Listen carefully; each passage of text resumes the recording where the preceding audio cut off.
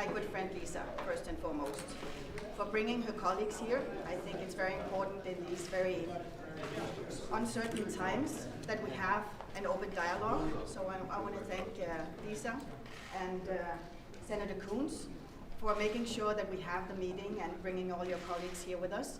And I want to pass on the floor to Coons first. The floor is yours. Thank you so much. Thank you for your hospitality.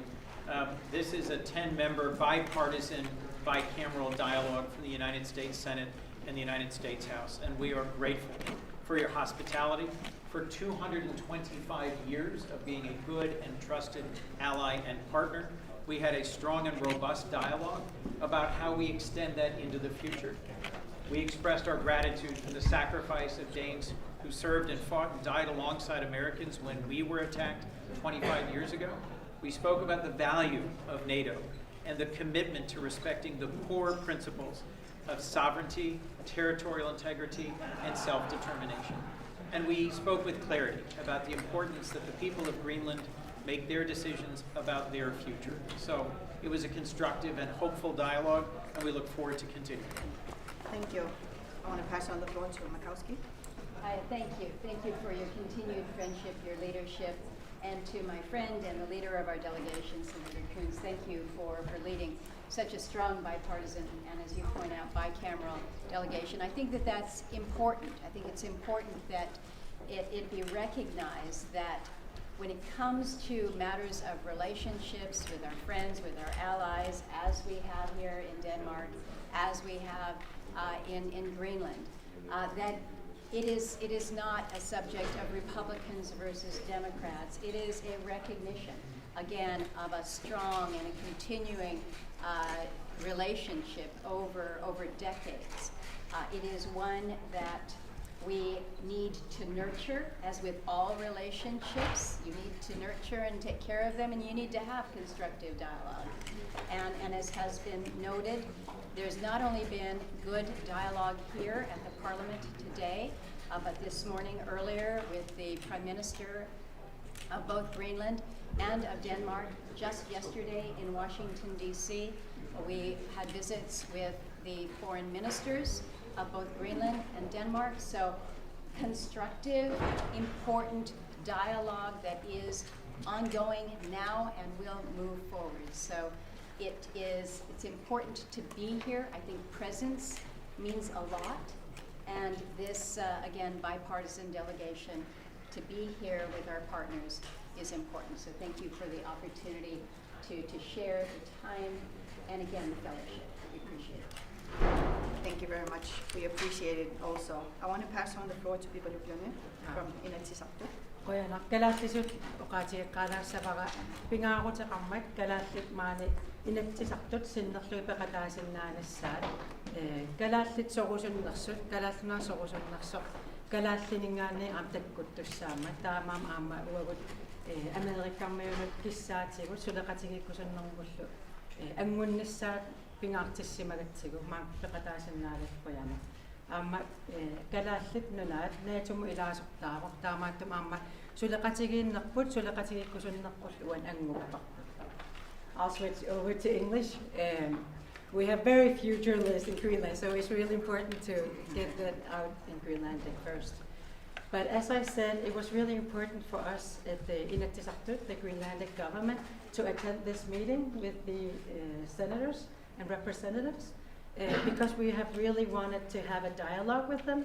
And dialogue is first and foremost really important for us, and I hope we can continue, and I hope it is the first of many, many more dialogues we can have in the future, because we are a member of NATO, and we are happy to cooperate through NATO, and I think we have much more to work with each other on in these situations, because NATO has been here for many, many years, and we hope that it will stay many more years to come.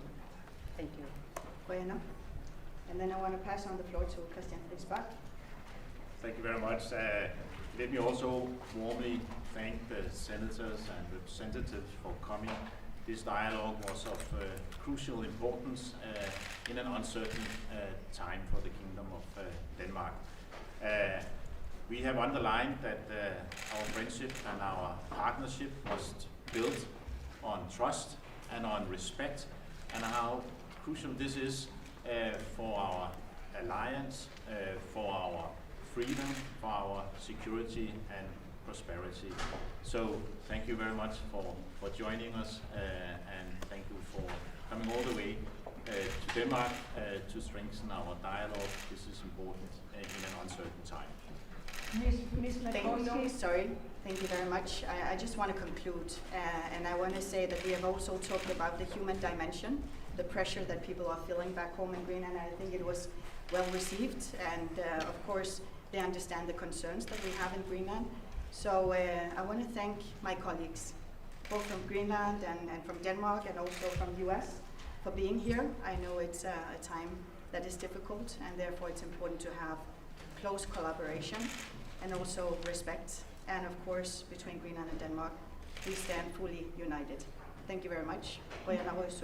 If you want to ask some questions, you'll be able to ask some questions one-on-one. I would suggest we do that instead. We can take a few, sure. One second. Could you tell us if Donald Trump is set on buying or occupying Greenland? What can your visit here, what can the Congress do to stop him? Because it hasn't gone away now for a year. I think it's an important message for the people of the Kingdom of Denmark to understand. I don't want to go into a basic civics lesson here, but we have three separate but equal branches in the United States. The executive, the presidency is clearly one, and you're hearing from the executive branch. The Congress also has a role. The Congress has a role, certainly when it comes to spending authorities. The Congress has a role in basically helping to facilitate the message that comes from our constituents to be reflected in whether it's legislation or appropriations or actions or measures that can indicate, again, the will of the Congress. And I think it is important to underscore that when you ask the American people whether or not they think it is a good idea for the United States to acquire Greenland, the vast majority, some 75%, will say, we do not think that that is a good idea. This senator from Alaska does not think it is a good idea. And I want to build on the relationship that we have had. As Aya and I penned in an op-ed about a year ago, Greenland needs to be viewed as our ally, not as an asset. And I think that's what you're hearing with this delegation. Thank you very much. I want to make sure that we get the Greenlandic news. So.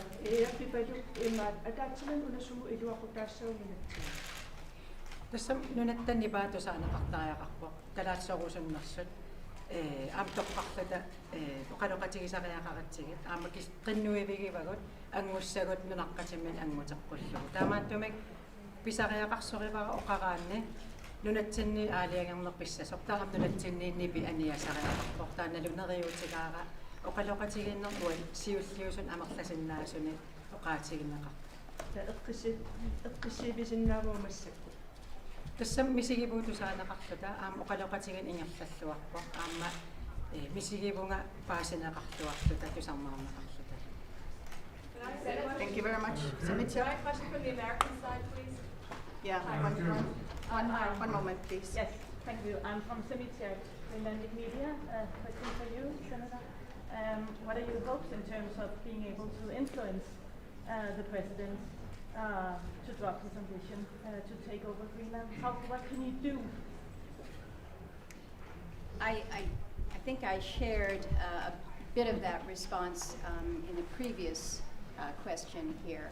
Again, in Congress, we have tools at our disposal under our constitutional authority that speaks specifically to the power of the purse through appropriations. But I think we're distracting from the purpose of this visit here. This visit is to, again, have this dialogue, to hear directly from the people of Greenland. And we heard about the concerns and the fears directly from the people of Greenland, talking with the people here, whether in Copenhagen or throughout Denmark, but also understanding more broadly what this means, not just to Denmark, to Greenland, but to the NATO alliance. And so what we are engaged on with this trip is to take back much of what we are receiving now from you to the United States. We also rely on the media for for most of our input, but there is no better input than the dialogue that we have just had throughout the course of the day. So that is the We have one last question that will be from New York Times, but I want to make sure that my good colleague Senator Combs also has the opportunity to say something. Elizabeth Newmiller from the New York Times. I just wanted to ask, there's been a lot of support on the Hill, bipartisan support for legislation that would limit the president's ability to act unilaterally. Where are you on that right now? You're talking a lot, but are you moving forward with any kind of Look, constraints on this? speaking for myself, I would support that, but let me just emphasize what Senator Murkowski just said about the purpose.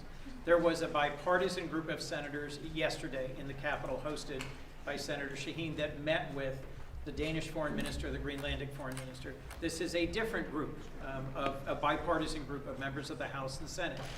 We are listening to our friends and our colleagues from the Greenlandic and the Danish parliaments, and we will be bringing back to the United States insights. Are there real pressing threats to the security of Greenland from China and Russia? No, not today. Are there real opportunities for us to partner through NATO to contribute to Arctic security? Yes, and if we ask respectfully and plan together, we can achieve that goal. Are there opportunities to develop sustainably the resources of Greenland, if that's of interest to American companies? Yes. And so there's a lot of rhetoric, but there's not a lot of reality in the current discussion in Washington.